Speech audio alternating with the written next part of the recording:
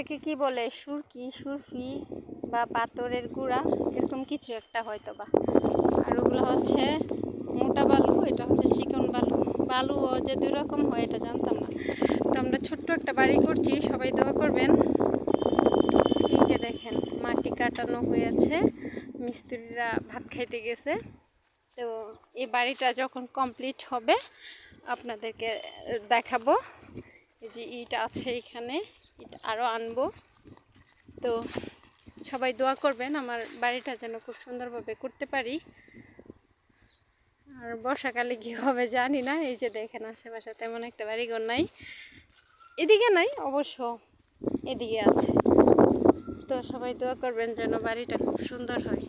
এটা আমার খুব শখের একটা বাড়ি করছি, সামর্থ্য অনুযায়ী, যদিও ছোটোখাটো হবে। ধন্যবাদ সবাইকে।